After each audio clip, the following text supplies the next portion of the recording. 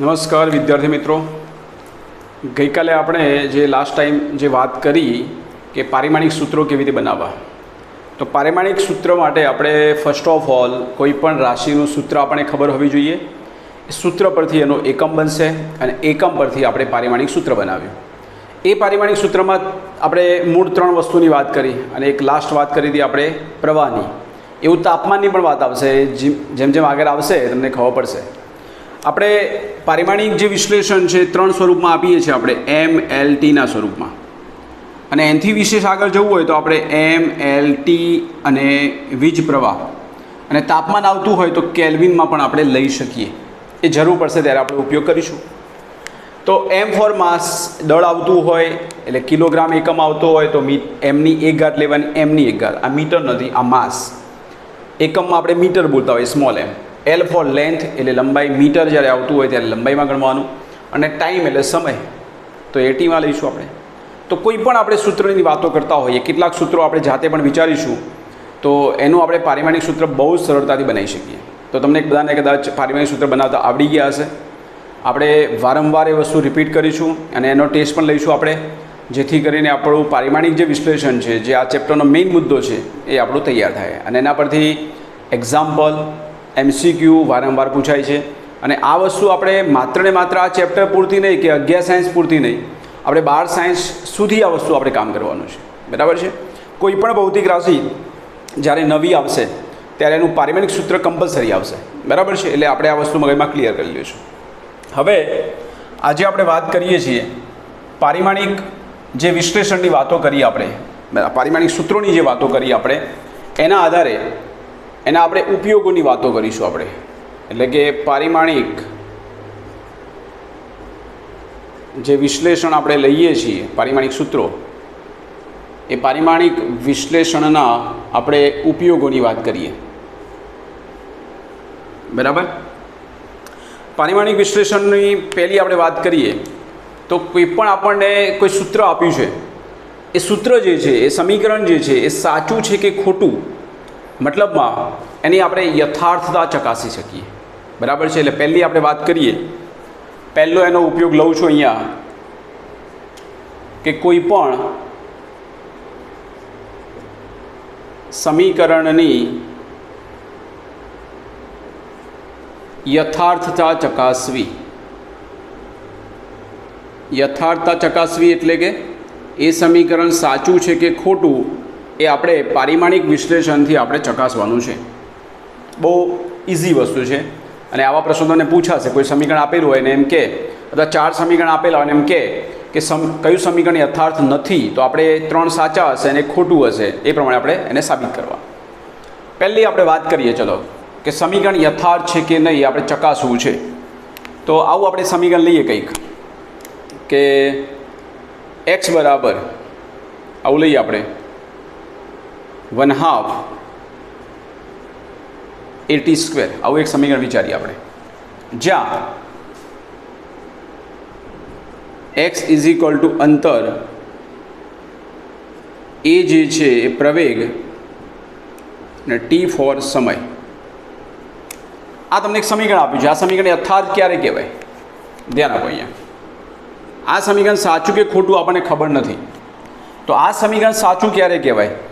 તો ડાબી બાજુનું પદ અને જમણી બાજુનું પદ એ બંનેનું પારિમાણિક સૂત્ર સમાન થતું હોય તો આ સમીકરણ યથાર્થ કહેવાય. ડાબી બાજુ ઇઝ નોટ ઇક્વલ ટુ જમણી બાજુ થાય તો આ સમીકરણ યથાર્થ નથી. ક્લિયર? તો ચલો, આપણે બધાના આપણને એકમો અને પારિમાણિક સૂત્ર આવડે છે, તો અહીં ફટાફટ આપણે કામ કરી શકીએ. જુઓ, ચલો, ડાબી બાજુની વાત કરું. અહીંયા ડાબી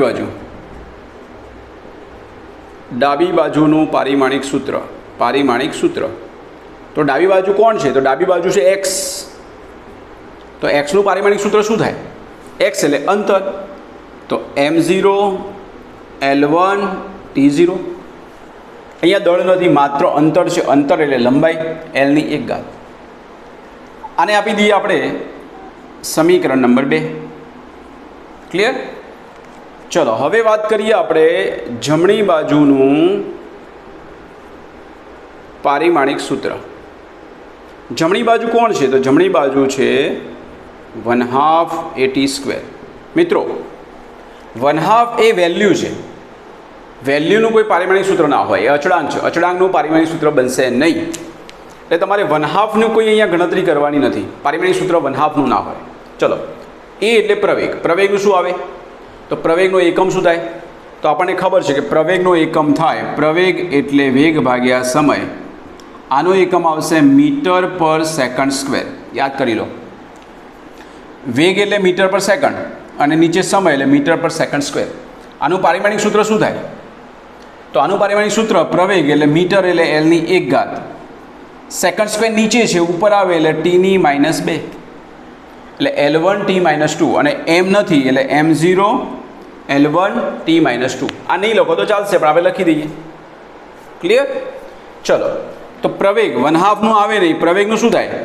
તો પ્રવેગનું પારિમાણિક સૂત્ર આવશે, અહીંયા લખું છું, 1/2 લખવાનું અહીંયા, 1/2 નહીં લખતા.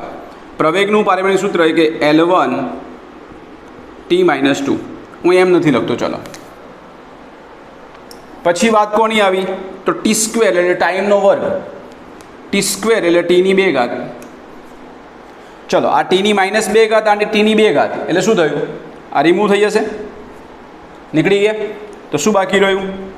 Lની 1 ઘાત.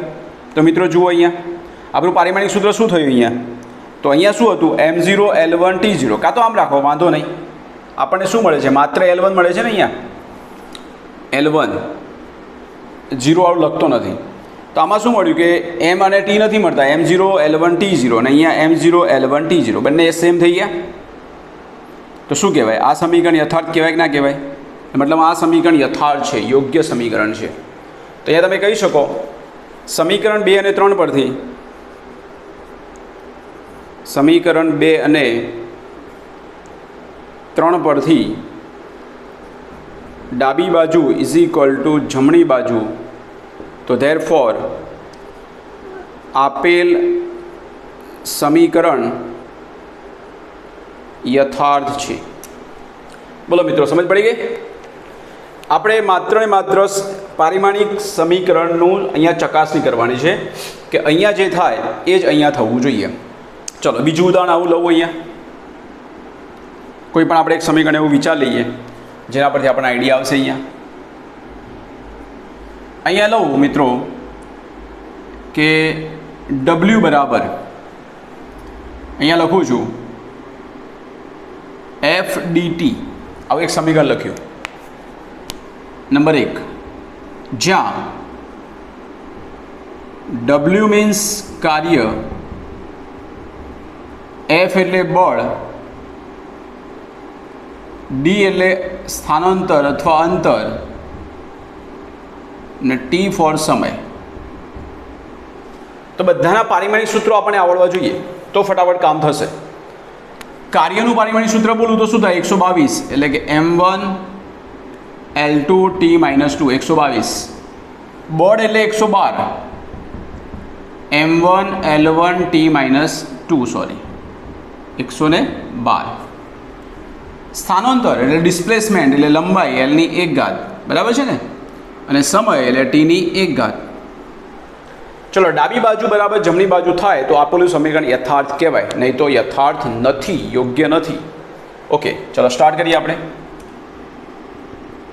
ડાબી બાજુનું પારિમાણિક સૂત્ર શોર્ટમાં લખું છું. ડાબી બાજુ તરીકે કોણ છે? W એટલે પારિમાણિક સૂત્ર થયું એનું 122 M1 L2 T-2. આને આપી દઈએ આપણે નંબર 2. ચલો, જમણી બાજુનું પારિમાણિક સૂત્ર. જમણી બાજુ કોણ છે? તો જમણી બાજુ છે FDT. ચલો, અહીંયા આપણે સાદુરૂપ આપીશું. F એટલે 112 M1 L1 T-2 F. Displacement એટલે સ્થાનાંતર L1. ટાઈમ એટલે Tની 1 ઘાત. ચલો, બધાનું સાદુરૂપ આપો. M કેટલી જગ્યાએ છે? તો M એક જ જગ્યાએ છે એટલે Mની 1 ઘાત. ચલો, Lની કેટલી ઘાત આવી? અહીંયા 2 ઘાત. Tની -2 અને Tની 1 એટલે -2 + 1 એટલે -1 બાકી રહેશે. ચલો મિત્રો, સમીકરણ 2 અને 3 એક સમાન આવે, જુદું આવ્યું તો તમે કહેશો કે Tની ઘાતમાં અહીંયા પ્રોબ્લેમ આવે છે. અહીંયા શું કહેશું આપણે? સમીકરણ 2 અને 3 પરથી ડાબી બાજુ ઇઝ નોટ ઇક્વલ ટુ જમણી બાજુ, એટલે શું કહેવાય? આપેલ સમીકરણ યથાર્થ નથી, ખોટું સમીકરણ છે.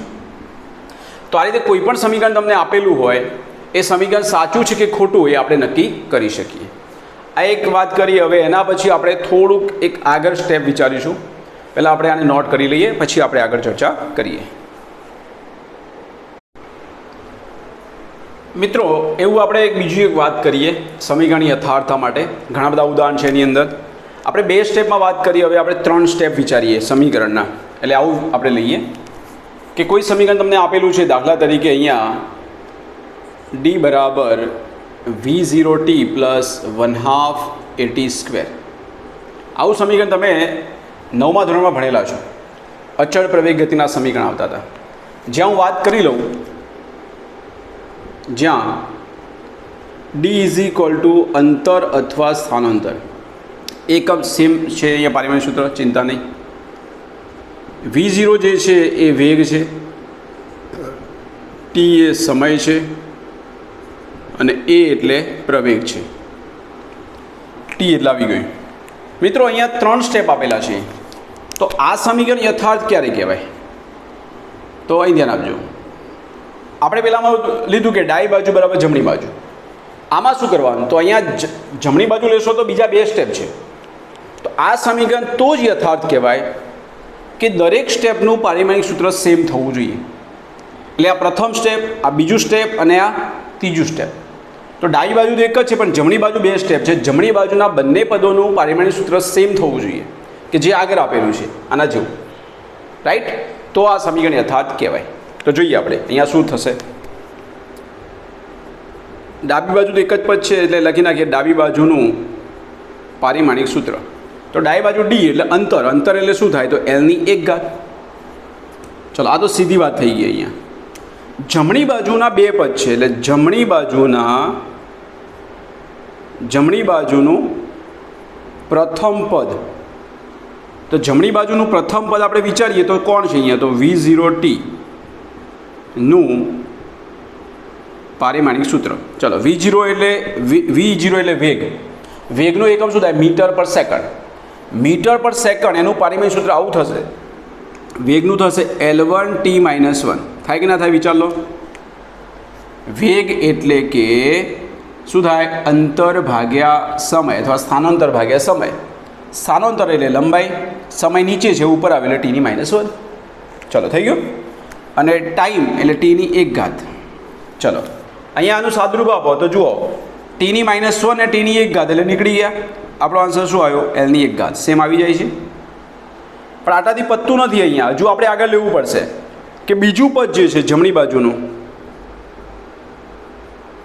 બાજુનું બીજું પદ, એનું પારિમાણિક સૂત્ર પણ સેમ થવું જોઈએ. તો એનું શું છે? તો 1/2 at². તો જો 1/2 લેવાય નહીં. પ્રવેગ એટલે વારંવાર લખતો નથી અહીંયા. L1t - 2 મીટર પર સેકન્ડ સ્ક્વેર. અને t2 એટલે t ની 2 ઘાત. ચલો, આ નીકળી ગયા એટલે શું આવ્યું? L1. ચલો, સમીકરણ 2, સમીકરણ 3 અને સમીકરણ 4.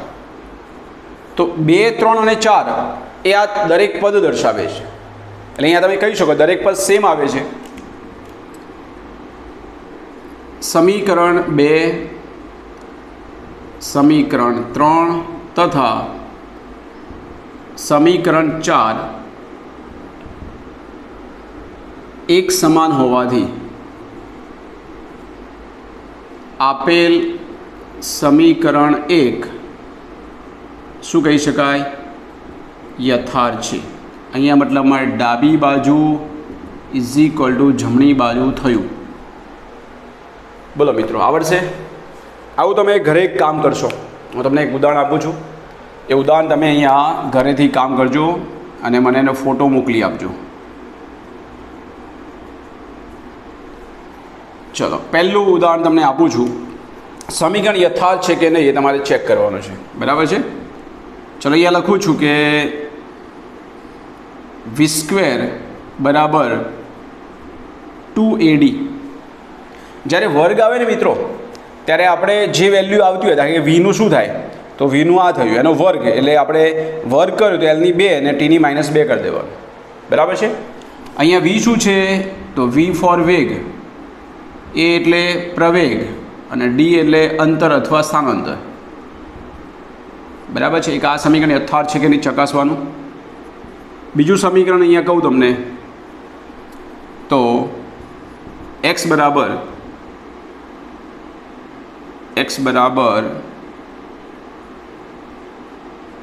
f into D, f into D square આવું લઈએ અપોન ટી. x એટલે અંતર, f એટલે બળ, ડી એટલે અંતર અને ટી એટલે સમય. એક આ ચેક કરશો અને ત્રીજું આપી દઉં તમને. અહીંયા ઘણા બધા સમીકરણ તો છે આપણી જોડે. ચલો બીજું લઈએ આપણે. તમે પાવર ભણી ગયા છો મિત્રો, તો એના અનુસંધાનમાં આપણે એક વિચારીએ. ચલો પાવર 3 સ્ટેપ વાળું વિચાર. ચલો ને એ આપણે છોડીએ આને. 3 સ્ટેપ વાળું લઈએ આપણે. વી સ્ક્વેર માઇનસ V0 સ્ક્વેર બરાબર AD સ્ક્વેર. આમાં ડાબી બાજુ 2 પદ છે. વી સ્ક્વેર, ઓકે ચલો એને આપણે થોડું જ અલગ લઈએ કારણ કે બંને વેગ આવે છે. આવું લઈએ. ચલો વી સ્ક્વેર બરાબર અહીંયા એડી, વી સ્ક્વેર બરાબર એડી પ્લસ એડી સ્ક્વેર. બરાબર છે. વી સ્ક્વેર બરાબર એડી સ્ક્વેર અહીંયા લખીએ આપણે. ચલો એમ એટલે દળ, વી એટલે વેગ, એ એટલે સમય. ચલો આ યથાર્થ છે કે નહીં તમે ચેક કરજો. આ 3 સમીકરણ યથાર્થ છે કે નહીં તમારે ચકાસવાનું છે. બરાબર છે. આમાં કેવી રીતે કામ કરવાનું કીધું. અહીંયા ડાબી બાજુ જમણી બાજુ, ડાબી બાજુ જમણી બાજુ, આમાં 3 સ્ટેપ એક સમાન થવા જોઈએ. બરાબર. તો એ સમીકરણ યથાર્થ કહેવાશે. ક્લિયર. એમાં હજુ આપણે ઉદાહરણ બીજા લેવા હોય તો આપણે લઈ શકીએ. બરાબર છે. ચલો આટલા ગણશો. બરાબર છે. પછી આપણે બીજી વાત કરીશું.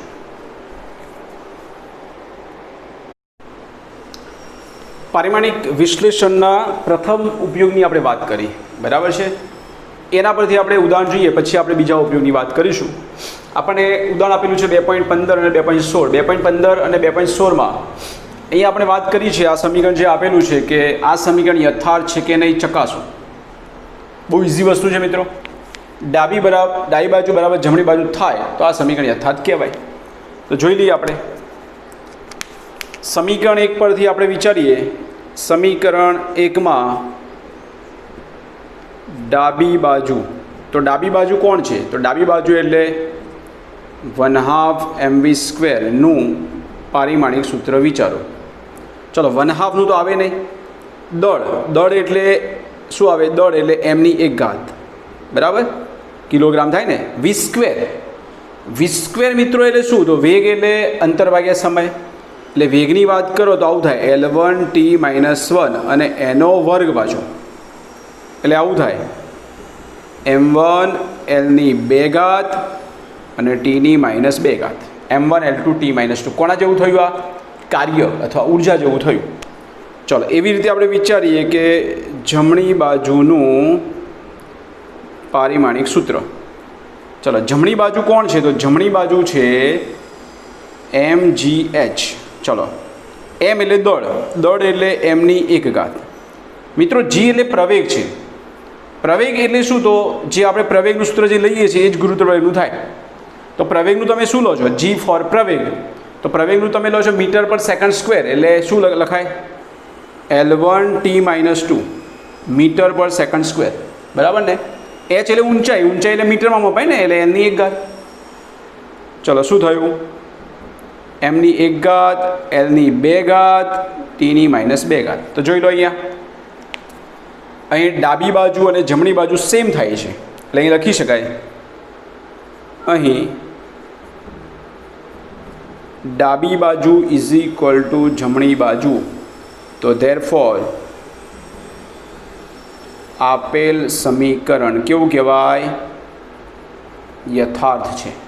ક્લિયર? ચલો 2.16માં તમને 5 સ્ટેપ આપેલા છે. આ 5માંથી કયું સમીકરણ યોગ્ય છે એ આપણે ચકાસવાનું છે. કે ફોર ગતિ ઉર્જા એટલે ઉર્જા કોઈ પણ લો, ઉર્જા એટલે કાર્ય, બધાનું પારિમાણિક સૂત્ર 122 m1 L2 T -2. તો આ 5 સમીકરણમાં આપણે ચેક કરવાનું છે કે કયું સમીકરણ યથાર્થ બને છે.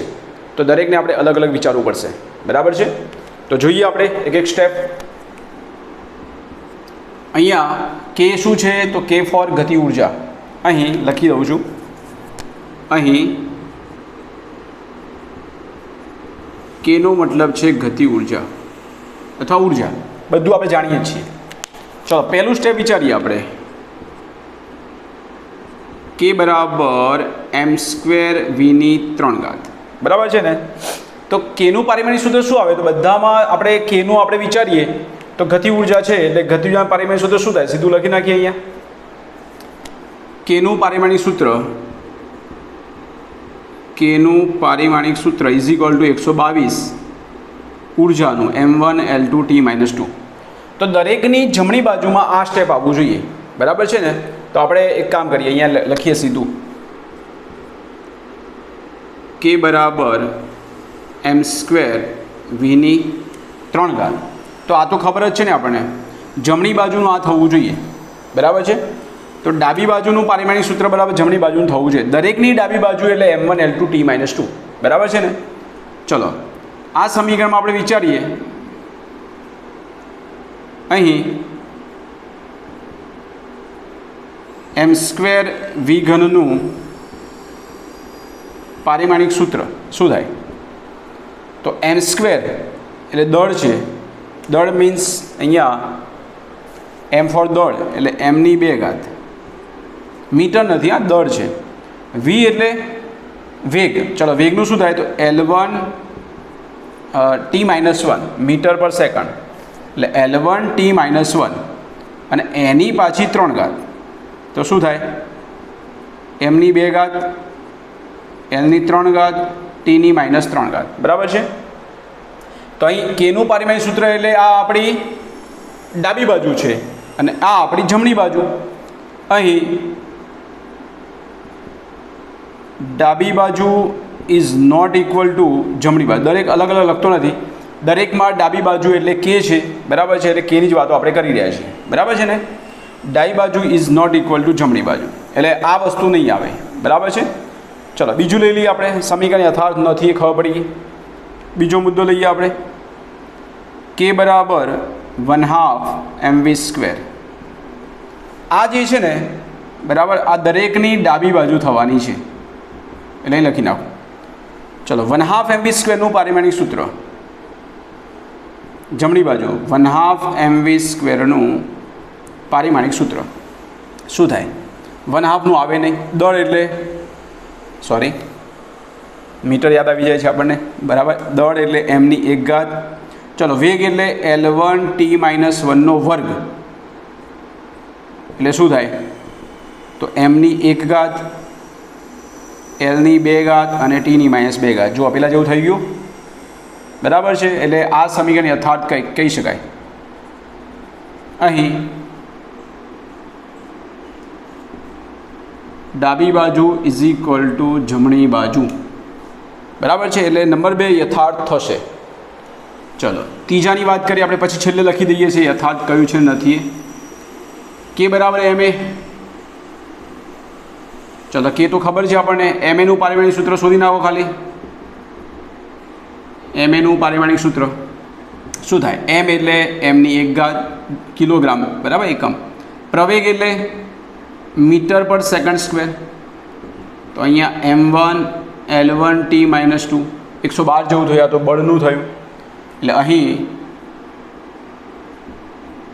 ડાબી બાજુ ઇઝ નોટ ઇક્વલ ટુ જમણી બાજુ. કેમ કે ડાબી બાજુનું તો m1 L2 T-2 છે, એટલે એક બાજુ બળ આવ્યું, એક બાજુ ઉર્જા આવી. ચલો એ પણ નહીં આવે. ડીની વાત કરીએ આપણે. k બરાબર 3/16 mv². તો અહીંયા જુઓ તમે, 3/16 થી કોઈ મતલબ નથી અહીંયા, બરાબર છે, mv² થી મતલબ છે. ઓકે, તો અહીંયા આપણે લખીએ કે જમણી બાજુ કઈ છે, તો જમણી બાજુ એટલે કે 3/16 mv² પારિમાણિક સૂત્ર શું થાય? 3/16 બોલાય નહીં. દળ એટલે એમની એક ઘાત, વેગ એટલે L1 T-1 વર્ગ, એટલે અહીંયા આવશે m1 L2 T-2. થઈ જાય છે મિત્રો, આના જેવું થઈ ગયું. એટલે અહીં ડાબી બાજુ ઇઝ ઇક્વલ ટુ જમણી બાજુ યથાર્થ. ચલો કયા કયા મળ્યા તમને? તો બે સાબિત થયા અહીંયા, બી અને ડી, એ બે સાબિત થઈ ગયા. આવું એક બાકી રહ્યું આપણું હજુ, ઈ સ્ટેપ બાકી છે આપણું હજી. ચલો ઈમાં શું કહે છે? કે બરાબર 1/2 mv² પ્લસ ma. તમારા 3 સ્ટેપ છે, ત્રણે ત્રણનું સમાન થવું જોઈએ. અહીં ડાબી બાજુ તો ખબર પડી ગઈ, આપણે ખબર જ છે. જમણી બાજુનું પ્રથમ પદ ઇઝ ઇક્વલ ટુ 1/2 mv². તો અહીંયા દળનું એટલે કે m1 અને વેગનો વર્ગ એટલે વર્ગ છે L2 T-2. L1 T-1 નો વર્ગ આવે ને એટલે L2 T-2. બીજું પદ પહેલું સાબિત થઈ જાય છે. બીજું પદ શું છે? ma છે, નહીં આવે. બીજું પદ એટલે ma. ચલો એમની એક ઘાત, પ્રવેગ એટલે મીટર પર સેકન્ડ સ્ક્વેર, L1 T-2. આ બળનું આવશે m1 L1 T-2. તો અહીંયા પ્રથમ પદ એના જેવું થાય છે, પણ બીજું પદ આવતું નથી. બરાબર છે? અહીં જમણી બાજુમાં બંને એક પદ ડાબી બાજુ જેવું છે, પરંતુ બીજું પદ સમાન ન હોવાથી ત્રણેય સમાન આવવા જોઈએ. ડાબી બાજુ ઇઝ નોટ ઇક્વલ ટુ જમણી બાજુ. ચલો મિત્રો શું કહેશો, કયા બે સ્ટેપ આવ્યા? તો એક બી સાબિત થયું, એક બી સાબિત થયું અને બીજું ડી સાબિત થયું. એટલે અહીંયા જે સમીકરણ આપેલા છે એમાં બી અને ડી એ યથાર્થ કહી શકાય. અહીં બી તથા ડી સમીકરણ યથાર્થ છે, બરાબર, બાકીના યથાર્થ નથી. ક્લિયર?